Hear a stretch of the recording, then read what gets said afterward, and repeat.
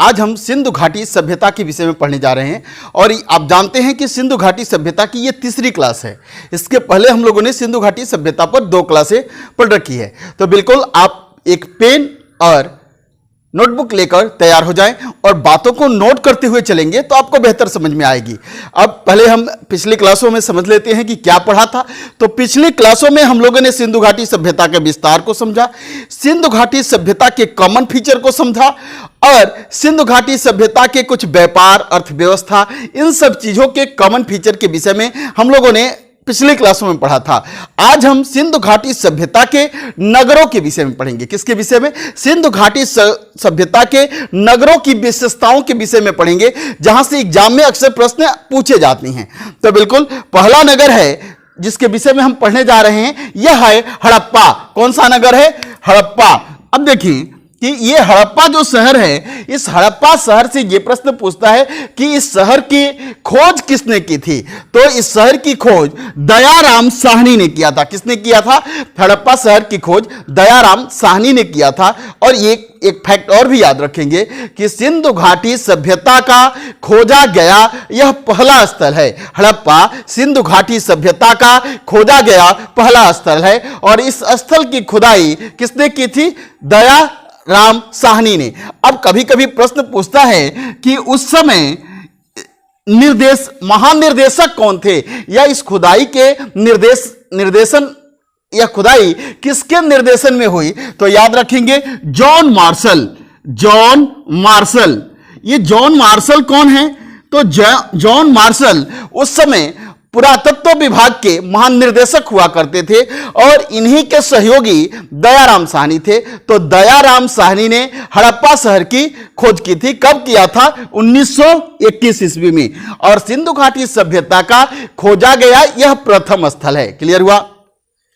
ज्यादातर एग्जामों में तो प्रश्न यहीं से पूछे जाते हैं, लेकिन एग्जामों के इतने बार यहां से प्रश्न पूछे लिए गए कि संभावना है कि यदि यहां से कोई दूसरे तरह से प्रश्न राइज किए जाएं तो यह भी पूछ सकता है कि कौन कौन से अन्य लोग भी इसकी खुदाई से जुड़े रहे। तो आगे चलकर माधव स्वरूप वत्स भी 1926 ईस्वी में इसकी खुदाई से जुड़ गए। मार्टिन व्हीलर, ये इतिहास के बहुत बड़ा इतिहास का नाम है मार्टिन व्हीलर ने 1964 ईस्वी, कब? 1964 ईस्वी में इस हड़प्पा शहर की खुदाई से जुड़ गए। क्लियर हुआ? अब देखें एक प्रश्न और है। यहां एक व्यक्ति हैं जिनका नाम है चार्ल्स मेसन के विषय में आप जानते होंगे। चार्ल्स मेसन, यह पिछली क्लासों में भी पढ़ाया था, यह ब्रिटिश पुरातत्वविद हैं और पहली बार हड़प्पा शहर के इन टीलों को, हड़प्पा और मोहनजोदड़ो के टीलों को पहली बार किसी ने इसके ऐतिहासिक महत्व पर को दृष्टिगत रखते हुए प्रकाश डाला था। तो चार्ल्स मेसन है। 1826 ईस्वी में इन्होंने इस प्लेस का दौरा किया और चार्ल्स मेसन ने कहा था कि यहां पर प्राचीन काल में किसी राजा का किला होता होगा, यानी किसी राजा का यह महल होता होगा और किसी राज्य क्षेत्र के अधीन ये आता होगा। इतना ही कहकर इसकी विशेष महत्व पर इन्होंने कोई प्रकाश नहीं डाला। लेकिन इसका महत्व काफी कब बढ़ गया जब 1921 ईस्वी में दयाराम साहनी ने इस स्थल की खुदाई शुरू कर दी। और जब खुदाई में यहां से एक भव्य बड़े महल और साथ ही साथ यह पूरा व्यवस्थित शहर दृष्टिगोचर होने लगा, इसमें बड़े बड़े मकान दृष्टिगोचर होने लगे, तो पूरे विश्व के पुरातत्वविदों का ध्यान इधर आकृष्ट हो गया। क्यों हुआ? कारण यह था कि इसके पहले जब अंग्रेज हमारे पास हमें गुलाम बना लिए तो अंग्रेज यही कहते थे कि तुम असभ्य हो, भारतीय तुम असभ्य हो और हम सभ्य हैं और हमारी जिम्मेदारी है कि तुम्हें सभ्य बना देना है। तो हम तुम्हें सभ्य बना रहे हैं। तुम्हें तो न रहने आता है, न खाने आता है, न मकान बनाने आता है। अब इस चीज को वो हम पे बार बार थोपते रहे। लेकिन जब इस सभ्यता की खुदाई हुई तो पता चला कि अरे लगभग 3500 वर्ष पहले हम इतने सभ्य थे कि शायद उस समय विश्व की बड़ी बड़ी सभ्यताएं हमारा जो है हमारी समकक्षता नहीं कर सकती थी, हमारी बराबरी नहीं कर सकती थी। यह प्लेस इतिहास की दृष्टि से और हमारे भारत के गौरव की दृष्टि से, भारतीय उपमहाद्वीप के गौरव की दृष्टि से काफी महत्वपूर्ण था। तो ये याद रखिए। अब देखिए, ये प्रश्न यहां से पूछता है कि यह हड़प्पा जो शहर है यह किस नदी के तट पर है, तो याद रखेंगे रावी नदी के तट पर है। किस नदी के तट पर है? रावी नदी के तट पर। आप कमेंट बॉक्स में मुझे जवाब देंगे कि रावी नदी किसकी सहायक नदी है और यह नदी कहां से निकलती है। रावी नदी किसकी सहायक नदी है और यह नदी किस स्थान से निकलती है। और रावी नदी, तो अब पूछता है कि हड़प्पा है कहां, तो पाकिस्तान में। आज के कहां है? पाकिस्तान में। आप जानते हैं पिछली क्लासों में हम लोगों ने पढ़ा था कि सिंधु घाटी सभ्यता या हड़प्पा सभ्यता पाकिस्तान, भारत और अफगानिस्तान में फैली हुई थी। तो यह हड़प्पा शहर कहां पे है? तो यह पाकिस्तान में है। पाकिस्तान के किस प्रांत में है? तो पंजाब प्रांत में है। एक पंजाब दो हिस्सों में बट गया आजादी जब बंटवारा हुआ, तो पंजाब के दो टुकड़े हुए, एक टुकड़ा भारत के पास रहा और दूसरा टुकड़ा पाकिस्तान के पास रहा। तो पाकिस्तान में जो पंजाब है इसे पाकिस्तानी पंजाब कहते हैं, भारत में है जो भारतीय पंजाब। तो इसमें कंफ्यूज नहीं होंगे। और यह किस जिले में है? तो मोंटगोमरी जिले। तो हड़प्पा शहर रावी नदी के तट पर है, पाकिस्तान में है, पंजाब, पाकिस्तान के पंजाब प्रांत में है और मोंटगोमरी जिले में है। यहां तक समझ में आ गई। अब देखें, यहां से प्रश्न पूछे जाते हैं कुछ यहां की विशेषताओं के विषय में, यहां से क्या क्या चीजें प्राप्त हुई है हमें खुदाई के दौरान। तो देखें, 12 कमरों वाले अन्नागार। अन्नागार का मतलब होता है जहां अन्न का भंडारण किया जाता है, यानी गोदाम, अन्न का गोदाम अन्नागार कहलाता है। तो यहां दो पंक्तियों में, ऐसे दो पंक्ति थे और दोनों पंक्तियों में 6-6 कमरे बने हुए मिले हैं। 1 2 3 4 5 और 6। ऐसे ही इधर से भी कितने कमरे थे? 6 कमरे थे। समझ में आया कि ये दो पंक्तियों में 6-6 कमरे बने हुए। तो पूछता है कि दो पंक्तियों में 6-6 कमरे बने हुए अन्नागार का साक्ष्य कहां से? तो क्या कहेंगे? हड़प्पा से। अब देखें, कुछ ऐसे, ये यदि आप इस इमेज को देख रहे होंगे तो कुछ ऐसा ही अन्नागार हुआ करता था हड़प्पा शहर के। ऐसे खुद ऐसे देख रहे हैं कि 6 पंक्तियां, 2 पंक्तियां हैं, 6-6 अन्नागार बने हुए हैं। तो ऐसे वो भविष्य के लिए या जो उत्पादन से अधिक अनाज होता था उसे सुरक्षित करते थे अपने भविष्य के लिए या व्यापार के लिए, तो ये अन्नागार का प्रयोग करते थे। तो पूछेगा कि 12 कमरों वाले अन्नागार या 2 पंक्तियों में 6-6 कमरों वाले अन्नागार का साक्ष्य कहां से? तो कहेंगे हड़प्पा से। अब देखें, एक मुहर मिली है। आप जानते हैं कि सिंधु घाटी सभ्यता की अधिकतम मोहरें कैसी हैं? वर्गाकार हैं। सिंधु घाटी सभ्यता की अधिकतम मोहरें कैसी हैं? वर्गाकार है। तो एक सिंधु घाटी सभ्यता के एक स्थल से एक मुहर मिली है, इस स्थल से, और इस मुहर पर एक स्त्री की आकृति बनी हुई है और उसके पेट से एक पेड़ को निकलते हुए दिखाया गया है। स्त्री की आकृति है और उसके पेट से एक पेड़ को निकलते हुए दिखाया गया है। तो कभी कभी प्रश्न पूछता है कि स्त्री के गर्भ से पेड़ को निकलते हुए मुहर का साक्ष्य या पेड़ का साक्ष्य कहां से? तो हड़प्पा से। और इस आकृति को क्या कहते हैं? इतिहासकारों ने अनुमान लगाया कि शायद यह पृथ्वी देवी की आकृति है। किसकी?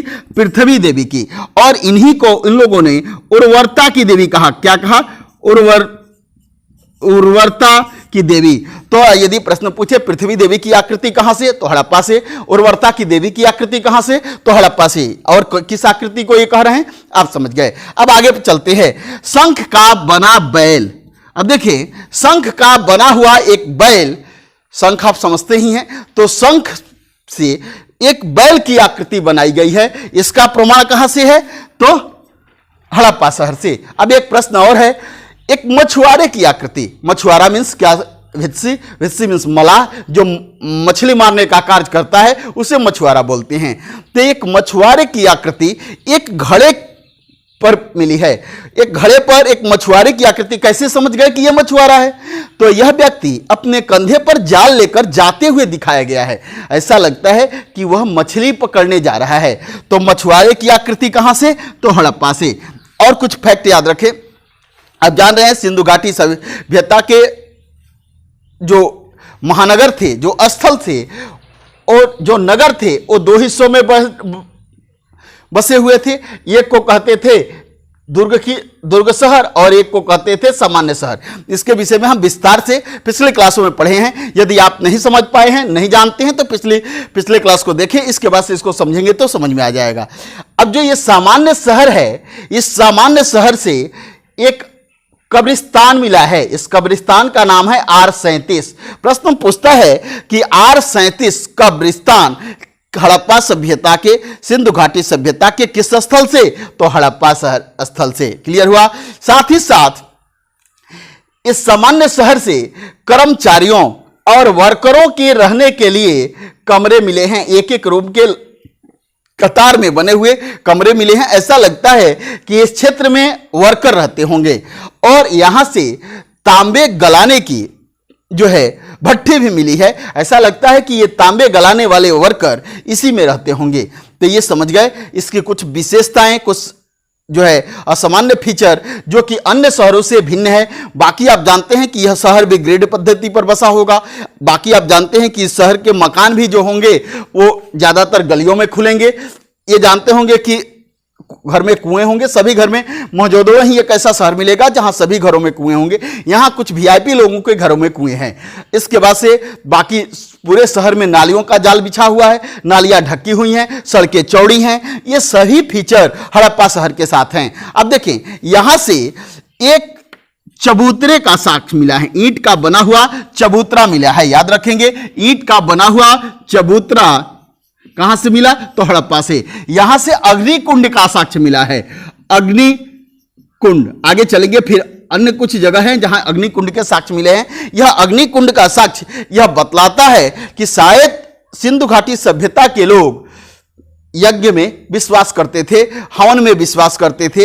इसी यज्ञ के लिए इस अग्निकुंड का शायद निर्माण किया गया होगा। तो आज अभी हम लोगों ने किसके विषय में पढ़ा? हड़प्पा शहर के विषय में पढ़ा। अब हम मोहनजोदड़ो शहर के विषय में पढ़ते हैं। आइए, यह मोहनजोदड़ो जो है सिंधु घाटी का सबसे बड़ा स्थल है। मोहनजोदड़ो सिंधु घाटी सभ्यता का सबसे बड़ा स्थल है। और इस मोहनजोदड़ो ये शहर की खुदाई किसने की थी? तो राखल दास बनर्जी ने। किसने किया था? राखल दास बनर्जी ने 1922 ईस्वी में। कब किया था? 1922 ईस्वी में इस मोहनजोदड़ो शहर की खुदाई की। मोहनजोदड़ो शहर किस नदी के तट पर है? तो यह शहर सिंधु नदी के तट पर है। किस नदी के तट पर है? सिंधु नदी के तट पर है। यह सिंधु नदी के तट पर है। अब एक प्रश्न है आपसे कि सिंधु नदी कहां से निकलती है? थोड़ा इसे समझ लें कि सिंधु नदी कहां से निकलती है। ये देखें कि यह एक झील है। ये झील कहां है? तो कैलाश पर्वत पर। कैलाश पर्वत कहां है? तो तिब्बत में। तिब्बत में है। और ये झील का नाम है मानसरोवर। मानसरोवर।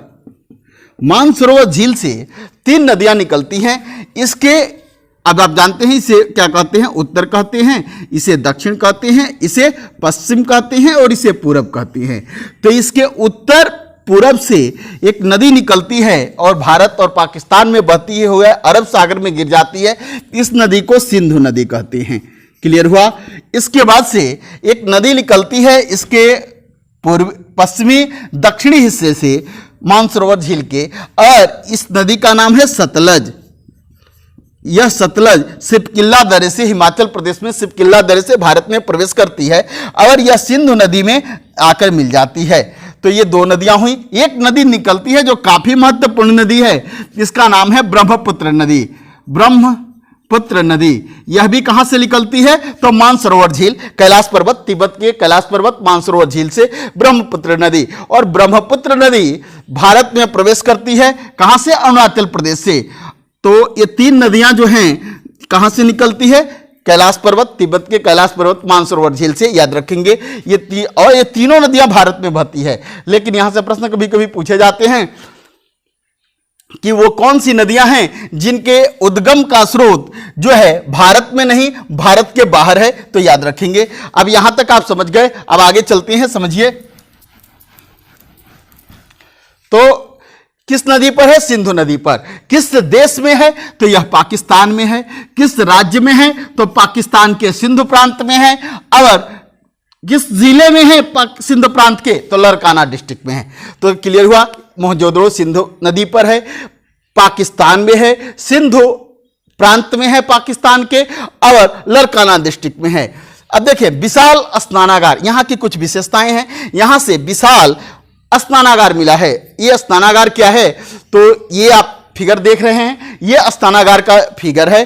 स्नानागार कहने का मतलब ये कि आज के परिप्रेक्ष्य में आप समझें तो आज के स्विमिंग पूल की तरह कुछ यह दिखता है। इसमें देख रहे होंगे कि दो तरफ से सीढ़ियां बनी हुई हैं, उत्तर और दक्षिण से इस तालाब में प्रवेश करने के लिए सीढ़ियां बनी हुई हैं। इस तालाब की लंबाई देखें तो लगभग 11 जो है मीटर है, और इसकी चौड़ाई जो है लगभग 7 मीटर है, और इसकी गहराई लगभग 2.4 है।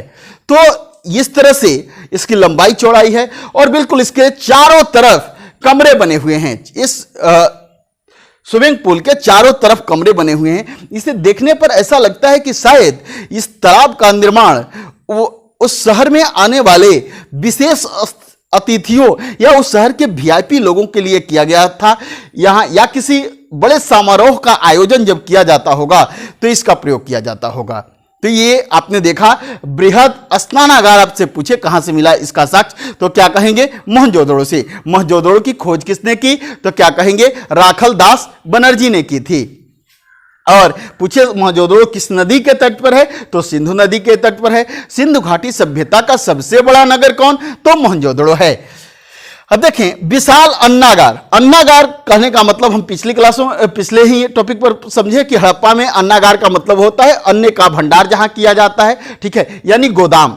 तो विशाल अन्नागार सिंधु घाटी के सभ्यता के किसी भी स्थल से इतने बड़े विशाल भवन का साक्ष्य नहीं मिला है। सबसे बड़ा सिंधु घाटी सभ्यता का कोई भवन है तो यह विशाल अभी तक खोजा गया, तो यह विशाल अन्नागार है। क्लियर हुआ। तो और यदि मोहनजोदड़ो के विषय में पूछें कि मोहनजोदड़ो का सबसे बड़ा भवन कौन सा है, तो विशाल अन्नागार है। अगर 6 पंक्तियों का अन्नागार पूछे तो कहां है, हड़प्पा शहर में। लेकिन विशाल अन्नागार पूछे तो कहां है, मोहनजोदड़ो में। अब देखें यहां से कांसे की बनी हुई नृत्य करती हुई लड़की की मूर्त मिली है। यहां से यह मूर्त कांसे की बनी हुई है और बिल्कुल मोम तकनीक की पद्धति पर बनी हुई है। और इस मूर्त को यदि आप देखेंगे तो ऐसा नहीं लगेगा कि इस मूर्त को बने हुए ये 3500 आज से लगभग 4000 वर्ष पहले यह मूर्त बनी हुई। आज भी इसकी पॉलिश उतनी ही खूबसूरत दिखती है और उतनी ही चमकदार दिखती है। तो इस कांसे की नृत्य करती हुई यह कांसे की एक लड़की की प्रतिमा बनी हुई है, वह आज के नटराज की तरह दिखती है। यदि आज के नटराज की प्रतिमा आपने कहीं देखा होगा तो देखा होगा कि वो जैसे नृत्य करते हुए मुद्रा में नटराज हैं, वैसी ही जैसे आप देख रहे होंगे, यही जो है कांसे की मूर्ति है, नृत्यरत कांसे की मूर्ति है, जिसमें ये इसकी भाव भंगिनाएं ऐसे बतला रही है कि यह नृत्य कर रही है। और यह जो आकृति है यह न्यूड है, नग्न लड़की की यह आकृति है, नाचती हुई नग्न लड़की की आकृति बनी हुई है। तो क्लियर हो गया किसकी बनी हुई है, कांसे की। तो यदि प्रश्न पूछे नाचती हुई नग्न लड़की की या स्त्री की कांसे की प्रतिमा कहां से प्राप्त हुई, तो मोहनजोदड़ो से। अब एक और प्रश्न है, पुजारी, योगी या सन्यासी की बनी हुई एक मूर्त मिली है। यह मूर्त पत्थर की बनी हुई है, प्रस्तर यानी पत्थर, प्रस्तर की बनी हुई है यानी पसार की बनी हुई है। ये देख रहे हैं, ये जो मूर्त है यही मूर्त जो मोहनजोदड़ो शहर के सन्यासी, इस मूर्त को हम सन्यासी की मूर्त कहते हैं, या इस मूर्त को हम क्या कहते हैं, इस मूर्त को हम योगी का मूर्त कहते हैं या पुजारी का मूर्त कहते हैं। इसमें कोई स्पष्ट जानकारी नहीं है, लेकिन इसके भाव भंगिमाओं को देखते हुए, जैसे दाढ़ी दिख रहा है कि दाढ़ी बढ़ा हुआ है, और ये व्यक्ति दोसाला ओढ़े हुए है, ये देख रहे हैं इसकी भुजाएं खंडित हो गई हैं, तो खंडित भुजाएं हैं। इस भाव भंगिमाओं को देखकर ऐसा लगता है कि ये किसी सन्यासी की आकृति होगी, मूर्त होगी। तो सन्यासी पुजारी की मूर्त पत्थर की बनी हुई मनुष्य की आकृति कहां से प्राप्त हुई, तो मोहनजोदड़ो से। यहां तक समझ गए। पशुपतिनाथ, अब जान ही रहे हैं, एक मुहर मिली है। सर्वाधिक मुहरें कहां से मिली हैं, सिंधु घाटी सभ्यता में सर्वाधिक मुहरें किस स्थल से, तो मोहनजोदड़ो से। तो मोहनजोदड़ो से एक वर्गाकार मुहर मिली और इस मुहर पे एक 3 मुख वाले व्यक्ति की आकृति बनी हुई है और उस व्यक्ति के नीचे 4 जानवर हैं, जैसे कौन कौन से? हाथी, गेंडा, भैंसा और घोड़ा। हाथी, गेंडा, भैंसा और घोड़ा है और पास 2 हिरणे हैं। ये जानवरों की आकृति बनी हुई है और ये आज के शिव की तरह दिखती हैं। इन्हें मार्टिन हुलर ने क्या कहा कि ये शिव हैं। क्लियर है? तो या जॉन मार्शल ने भी इन्हें शिव बताया है। क्लियर हुआ? तो पशुपति नाथ की मुहर, आकृति वाली मुहर कहां से? तो मोहनजोदड़ो से। या शिव के समकक्ष आकृति वाली देवता की मुहर कहां से मिली है? तो मोहनजोदड़ो से। क्लियर हुआ? अब देखिए, सूती वस्त्र का साक्ष्य।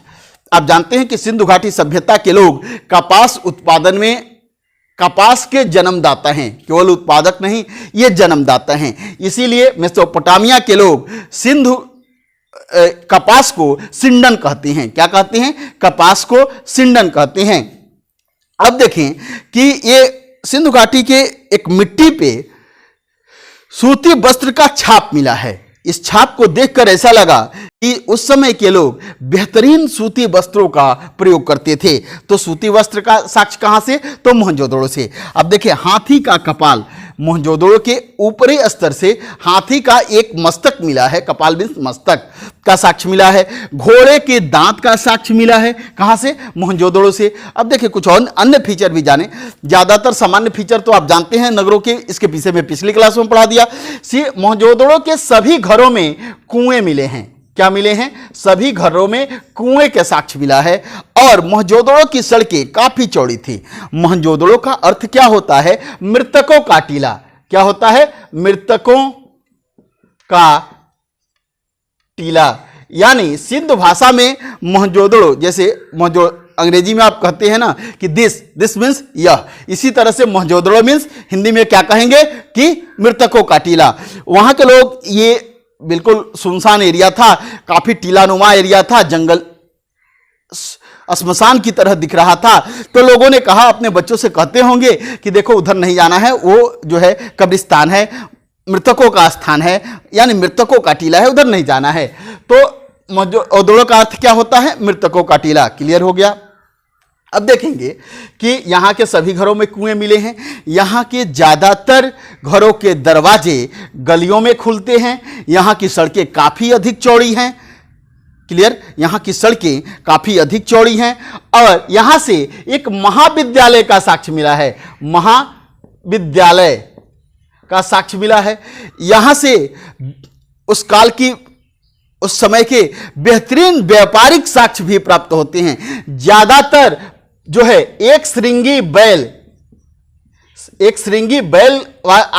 की आकृति वाली मुहरें कहां से मिली? तो मोहनजोदड़ो से मिली है। यह भी फैक्ट कुछ याद रखेंगे। महाविद्यालय, कई स्तंभों वाले विशाल भवन का साक्ष्य भी मोहनजोदड़ो से मिला है।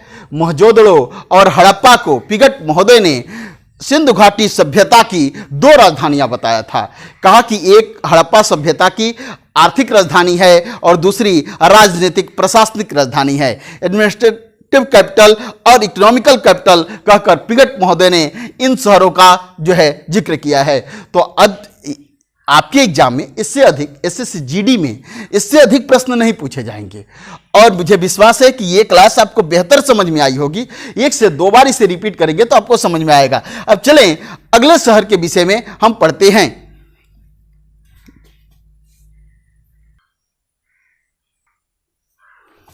देखें कि मोहनजोदड़ो के जो है घर हैं, ये 2 मंजिल बने हुए हैं।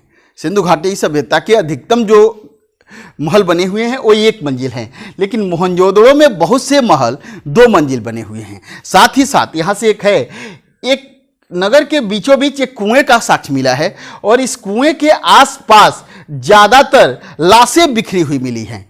ठीक है, बहुत सारे लाशें बिखरी हुई मिली हैं, लोगों मृत शव मिला है।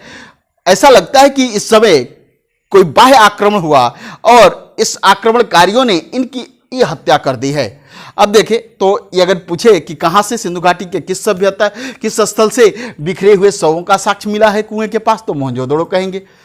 ये समझ में आ गया। अब देखिए एक और फैक्ट याद रखेंगे यहां से कि जो ये मोहनजोदड़ो शहर है, यहां से एक तांबे का जो है तलवार मिला है। ये अपवाद है, सिंधु घाटी सभ्यता के किसी भी स्थल से साक्ष्य अस्त्र शस्त्र के साक्ष्य नहीं मिले हैं, लेकिन यह एक अपवाद है। तांबे की तलवार कहां से मिली है? तो मोहनजोदड़ो से। तो ये मोहनजोदड़ो के विषय में आप समझ लिए। अब कुछ विशेषताएं समझें और लोथल कहां है, किस नदी के तट पर है, इसे समझते हैं। लोथल जो है यह, इसकी खोज पहले देखें, S.R. राव ने किया था 1953 ईस्वी में। लोथल की खोज S.R. राव ने, खोजकर्ता इसके हैं S.R. राव ने 1953, ये आज़ादी के बाद खोजा गया स्थल है। यदि आपसे प्रश्न पूछे कि सिंधु घाटी सभ्यता के सर्वाधिक स्थल भारत माने पूरे भारतीय उपमहाद्वीप में किस क्षेत्र से, किस राज्य से प्राप्त हुए, तो ये गुजरात है। लेकिन यदि पूछे कि सिंधु घाटी सभ्यता के अधिकतम स्थल किस नदी घाटी में याद प्राप्त हुए, तो घग्गर। किसमें? घग्गर। घग्गर में लगभग 80% सिंधु घाटी सभ्यता के स्थल इसी घग्गर हकरा पाट में मिले। अगर पिछली क्लासों में हमने समझा भी रखा है कि सरस्वती नदी को राजस्थान में घग्गर और पाकिस्तान में हकरा पाट कहते हैं। क्लियर हुआ? और ऋग्वैदिक काल के लोग सरस्वती को क्या कहते थे? दृश्यवती। अगली क्लास में हम इसके विषय में पढ़ेंगे। तो याद रखें कि सर्वाधिक स्थल किस राज्य से? तो गुजरात राज्य से सर्वाधिक सिंधु घाटी सभ्यता के स्थल मिले हैं। लेकिन किस नदी में, नदी घाटी में पूछेगा तो घग्गर में लगभग 80% स्थल। अब देखें कि ये जो है लोथल है, भोगवा नदी के तट पर है। किस नदी के तट पर है? लोथल भोगवा नदी के तट पर है। यह भारत में है और भारत के गुजरात प्रांत में है।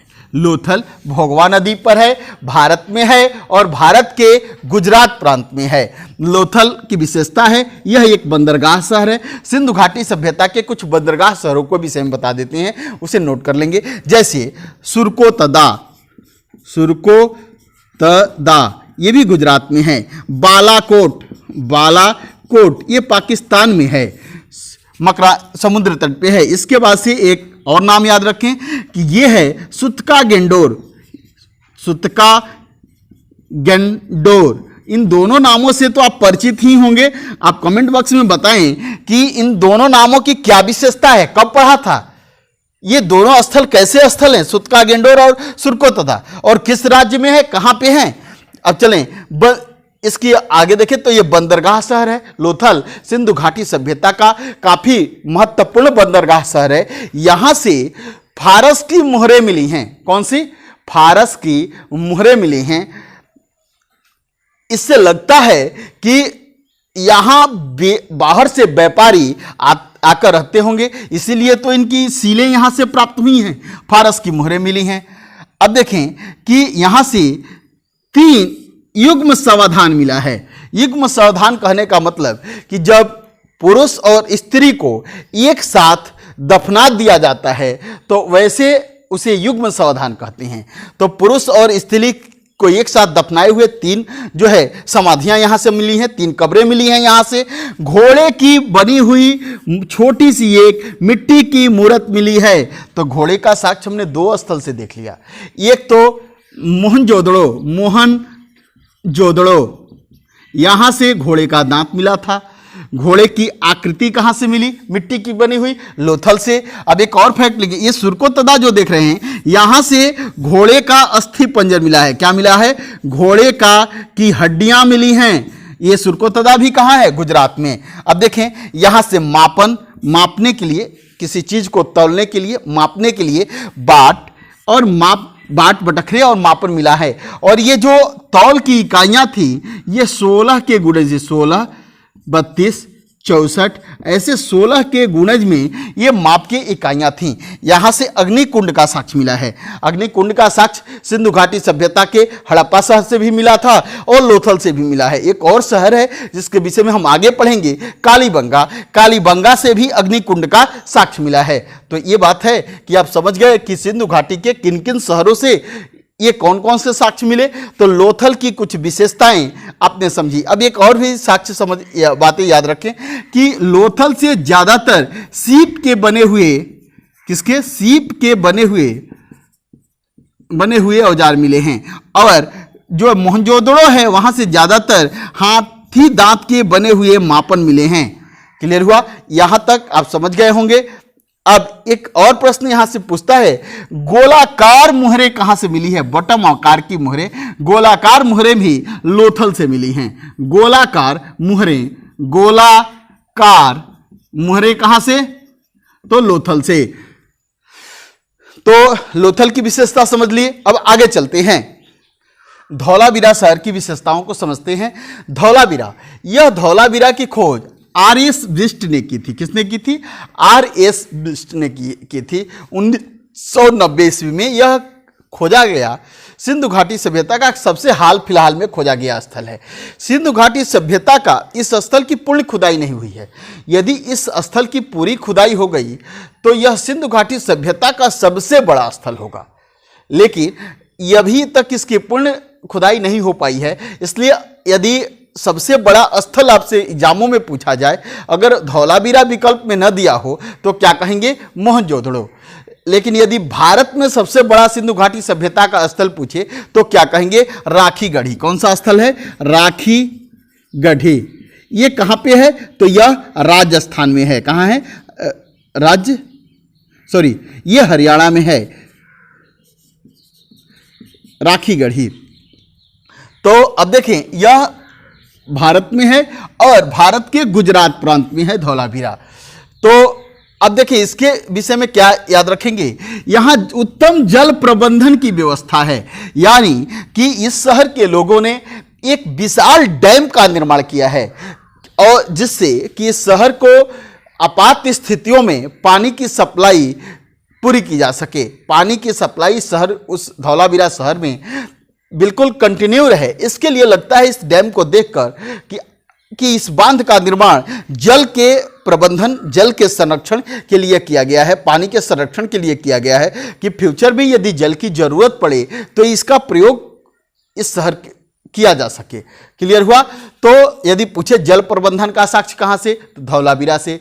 यदि पूछे डैम का साक्ष्य कहां से? धौलावीरा से। कहां के लोगों ने जल को संरक्षित किया है? तो धौलावीरा के। अब देखें, एक और फैक्ट याद रखेंगे कि एक शहर है लोथल, अभी हम लोगों ने पढ़ा, लोथल से एक साक्ष्य मिला है तालाब का साक्ष्य। यदि तालाब का साक्ष्य पूछे, तालाब का साक्ष्य पूछे तो क्या कहेंगे? लोथल। लेकिन जलाशय या जलाशय का साक्ष्य पूछे तो लोथल। जल प्रबंधन और डैम का साक्ष्य पूछे तो धौलावीरा। क्लियर हुआ? यहां समझ गए कि, लेकिन एक और फैक्ट याद रखेंगे लोथल से कि यहां से चावल का साक्ष्य मिला है। किस चीज का? चावल का भी साक्ष्य लोथल से मिला है। अब फिर आते हैं इस शहर पर। अब देखें कि जल प्रबंधन का साक्ष्य, नेम प्लेट। अब कुछ इतिहासकारों ने यहां से एक पट्टी में, एक पसाण पत्थर की पट्टी पे एक बड़ा सिंधु घाटी सभ्यता का सबसे बड़ा लेख प्राप्त हुआ है। इतना बड़ा लेख सिंधु घाटी सभ्यता के किसी स्थल से प्राप्त नहीं हुआ है। तो एक पत्थर की पट्टी पर कुछ बड़ा सा लिखा हुआ मिला है, लेकिन यह पट्टी एक भवन के दरवाजे के सामने से मिली है। इतिहासकारों का अनुमान है कि शायद यह नेम प्लेट होगा। ठीक है, यदि आपसे पूछे सिंधु घाटी का सबसे बड़ा लेख कहां से प्राप्त हुआ तो क्या कहेंगे? धौलावीरा। यदि कहे पट्टी का लेख कहां से प्राप्त हुआ तो धौलावीरा। यदि आपसे कहे कि सिंधु घाटी सभ्यता के किस स्थल से नेम प्लेट मिला है तो धौलावीरा। एक प्रश्न और याद रखें, आप जानते हैं कि लिपि कौन सी थी? तो सिंधु घाटी सभ्यता की लिपि को क्या कहते हैं? भाव चित्रात्मक लिपि। इसमें कितने अक्षर थे? 64 अक्षर थे। क्लियर हुआ? तो ये हमने किसके विषय में पढ़ा? धौलावीरा के विषय में पढ़ा। अब यदि खुदाई हो तो सबसे बड़ा स्थल कौन मिलेगा? धौलावीरा। भारत का यह सिंधु घाटी सभ्यता का यह चौथा बड़ा स्थल है। सबसे बड़ा मोहनजोदड़ो है, दूसरा राखी गढ़ी है, तीसरा जो है हड़प्पा है और चौथा सबसे बड़ा स्थल धौलावीरा है। यदि भारत का दूसरा सबसे बड़ा स्थल अभी तक ज्ञात खुदाई के अनुसार कहें तो यह धौलावीरा है। तो मुझे विश्वास है कि धौलावीरा के विषय में आप समझ गए। अब अगले शहर के विषय में समझते हैं। अभी तक गुजरात के दो स्थलों के विषय में पढ़ा, लोथल और धौलावीरा। रंगपुर की खोज MS वत्स ने किया था और इसके खुदाई से एस.आर. राव भी जुड़े रहे, लेकिन मुख्य खुदाईकर्ता इसके हैं M.S. वत्स। 1953 ईस्वी में ये खुदाई की थी। ये डेट याद नहीं रखेंगे, ये न ये इसकी खुदाई करता का नाम भी आपसे एग्जामों में अक्सर नहीं पूछे जाते हैं। यदि याद करना हो तो कर ले, न करेंगे भी तो कोई बात नहीं। अब देखें, रंगपुर किस नदी के तट पर है? दासक नदी के तट पर है। रंगपुर की विशेषता क्या है कि यहां से धान की भूसी का साक्ष्य मिला है। इस शहर से धान की भूसी का साक्ष्य मिला है। ज्यादातर सभी शहरों की विशेषताएं लगभग एक सी हैं। जो कॉमन फीचर, शहर दो हिस्सों में बटा हुआ है, ये सभी विशेष फीचर जो सामान्य फीचर इसके भी हैं, लेकिन इसमें जो विशेषता है तो धान की भूसी का साक्ष्य यहां से मिला है। यह शहर दासक नदी के तट पर है। तो हमने रंगपुर के विषय में समझ लिया। अब देखें, एक अगला शहर है सुरकोतदा। स्थल है सुरकोतदा। क्या नाम है इसका? सुरकोतदा। आप जानते हैं कि यदि भारत में पूछे कि भारत में सिंधु घाटी सभ्यता का सुदूर पश्चिमी स्थल कौन सा है, तो सुरकोतदा है। यह भी एक बंदरगाह शहर है। इसकी महत्ता लोथल इतनी नहीं है, लेकिन यह भी एक बंदरगाह शहर है। इस शहर की खोज किसने की है? जगतपति जोशी ने किया है 1964 ईस्वी में। सुरकोतदा की खोज जगतपति जोशी ने 1964 ईस्वी में किया। सुरकोतदा मादर नदी के तट पर है। किस नदी के तट पर है सुरकोतदा? मादर नदी के तट पर है। भारत में है और भारत के गुजरात प्रांत में है। इसकी एक विशेषता है कि यहां से घोड़े के अस्थि पंजर मिले हैं। हमने देखा घोड़े का दांत कहां से? घोड़े का दांत मिला था मोहनजोदड़ो से, मोहनजोदड़ो। अब हमने देखा घोड़े की मृड मूर्ति कहां से मिली थी? मिट्टी की बनी हुई, तो लोथल से। और यदि पूछे कि घोड़े का अस्थि पंजर कहां से, तो क्या कहेंगे? घोड़े का अस्थि पंजर यानी हड्डियां कहां से मिली हैं? तो यह मिली हैं सुरकोतदा से, कोतदा गुजरात से। क्लियर हुआ? तो लेकिन ज्यादातर ये स्थल जो मिले हैं, ये चीजें जो मिली, वो सिंधु घाटी सभ्यता के अंतिम चरणों में मिली है। यानी सभ्यता का जब डिक्लाइन हो रहा है, उस काल के उस स्तर की प्रथम स्तर की खुदाई में मिली है। इसलिए कभी कभी इसको हम सिंधु घाटी सभ्यता के में मुख्य पशु के रूप में काउंट नहीं करते हैं। ज्यादातर यदि आपसे प्रश्न पूछे जाए और विकल्प में इस तरह से प्रश्न नहीं दे कि इनमें से कौन सा पशु जो है अपरिचित है, जैसे मान लीजिए कि कहे बैल, उसके बाद से कहे बैल, हाथी, घोड़ा, गाय, कहे कि इनमें से कौन सा पशु अपरिचित है, तो क्या कहेंगे? बैल का तो प्रमाण मिला है, हाथी कपाल का भी प्रमाण मिल रहा है, ठीक है। गाय, जब बैल के खूब प्रमाण मिल रहे हैं तो गाय का भी प्रमाण होगा, लेकिन घोड़े का प्रमाण अंतिम चरण से मिला है तो नहीं होगा यहां। लेकिन एक और साक्ष्य प्रश्न देखें, जैसे कहेगा बैल, हाथी, घोड़ा और शेर, तो शेर के कहीं भी साक्ष्य यहां से नहीं मिले हैं, इसलिए यहां पर क्या विकल्प सही होगा? शेर, ठीक है। यदि ऐसे ही एक प्रश्न और देख लें कि यदि मान लीजिए कि यहां से घोड़े को हटा दे, ठीक है, यहां से घोड़े को हटा दे, बैल, हाथी, गाय और किसी अन्य जानवर को दे दे, जैसे शेर को दे दे, तो यहां भी क्या टिक करेंगे? शेर। गाय भी नहीं मिली है प्रत्यक्ष रूप से, लेकिन यदि बैल है तो गाय तो होगी। बैल, बिना गाय का बैल कैसे आएगा? तो हमने सुरकोतदा के विषय में समझ लिया। अब आगे चलते हैं किस दूसरे शहर के विषय में। इस शहर का नाम कालीबंगा क्यों पड़ा? क्योंकि यहां से काली मीन्स काला, काली, और बंगा मीन्स चूड़ी। काली चूड़ियां इस यहां से ज्यादा मिली हैं, इसीलिए इस शहर का नाम, काली चूड़ियों के नाम पर इस शहर का नाम कालीबंगा पड़ गया। अब कालीबंगा की खोज किसने की थी? तो अमलानंद घोष ने किया था। कालीबंगा शहर की खोज किसने की थी? तो अमलानंद घोष ने किया था।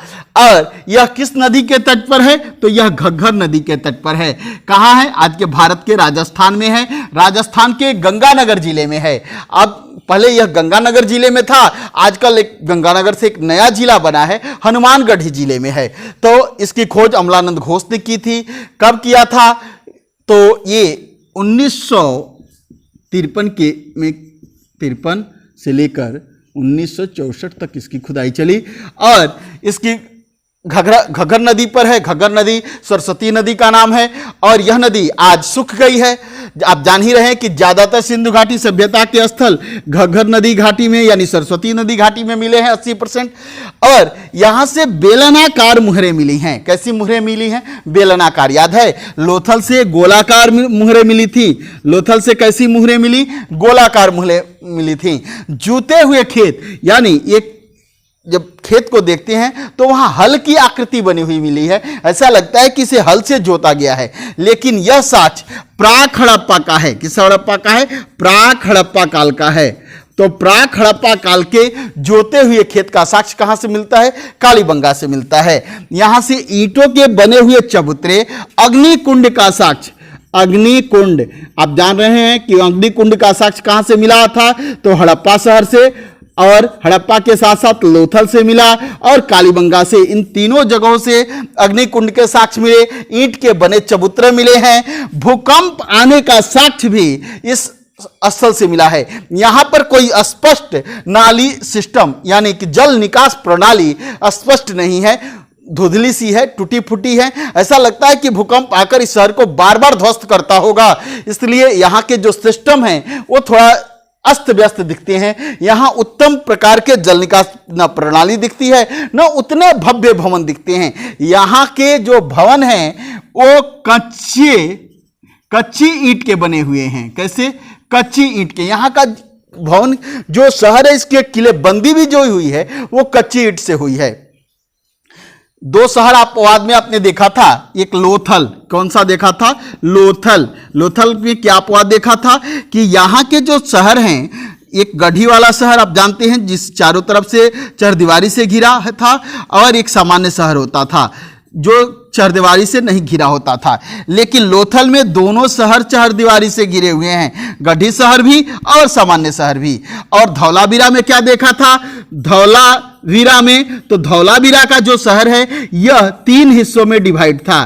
सभी शहर 2 हिस्सों में डिवाइड है, लेकिन यह 3 हिस्सों में डिवाइड है।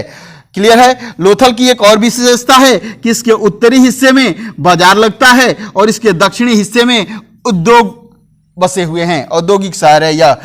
लेकिन कालीबंगा के विषय में देखा कि यहां के लोग पक्के हुए ईंट का उद्योग लगाए हुए हैं। मनके बनाने की फैक्ट्रियां हैं, पके हुए ईंट बनाने की फैक्ट्री है, लेकिन घर जो है यह पक्की ईंट के नहीं बना हुआ है। ऐसा लगता है कि इस भूकंप के कारण ही यहां के लोग कच्ची मिट्टी के घर बनाते थे। लेकिन एक और विशेषता यहाँ की है कि यहाँ के लोगों ने जो फर्श किया है वह बिल्कुल पक्की ईंट से किया है। बिल्कुल प्लास्टर ऑफ पेरिस सब जिप्सम लगाकर इसे प्लास्टर कर रखा है इस अपने फर्श को। लेकिन जो यहाँ के भवन हैं वो कच्ची ईंट के बने हुए हैं। तो कालीबंगा के विषय में हमने समझा। अब चलिए बनावली, इसकी खोज किसने की थी? रविंद्र सिंह वेस्ट ने 1973 ईस्वी में किया था। प्राचीन सरस्वती नदी यानी घग्गर नदी के तट पर यह बनावली शहर है। इसकी ये किस राज्य में? हरियाणा में है। हरियाणा के हिसार जिले में है। और इसकी 2-3 विशेषताएं हैं जो विशिष्ट हैं, उसे याद करें। हल की आकृति, मिट्टी की बनी हुई हल की आकृति मिली हुई है, मिट्टी का बना हुआ हल की आकृति। लेकिन हल के जोते हुए खेत का साक्ष्य कहां से? तो कालीबंगा से। कहां से? कालीबंगा से। ठीक है। तांबे के वनाग्र, तांबे के बने हुए बाण, धनुष बाण, जो धनुष पे जो बाण चढ़ते हैं, ये कहां से मिले हैं? तो बनावली से मिले हैं। और तांबे का तलवार कहां से मिला था? तलवार तो याद है मोहनजोदड़ो, मोहनजोदड़ो। तो ये कुछ विशेषता, ज्यादातर छोटी छोटी मातृदेवी की मूर्तियां कहां से मिली हैं? तो बनावली से मिली हैं। कई सारे पशु पक्षियों की मिट्टी की बनी हुई मूर्तियां मिली हैं बनावली से। तो बनावली मनके बनाने की फैक्ट्री है बनावली में। तो बनावली भी चित्रकला की दृष्टि से काफी महत्वपूर्ण है। लेकिन एग्जाम की दृष्टि से ध्यान रखेंगे कि आपसे पूछता है कि हल की बनी हुई मिट्टी की आकृति कहां से मिली है? तो बनावली से मिली है। ये फैक्ट एक याद रखेंगे। या प्रश्न पूछेगा बनावली कहां है, तो क्या कहेंगे? हरियाणा में है। तो की क्या विशेषता है? इसकी खोज किसने की? एमजी मजुमदार। M.G. मजुमदार ने इस शहर की खोज 1953 ईस्वी में की थी। चनहुदड़ो किस नदी पर है? सिंधु नदी पर। किस देश में है? पाकिस्तान में। किस पाकिस्तान के सिंध प्रांत में है? इसकी विशेषता समझें।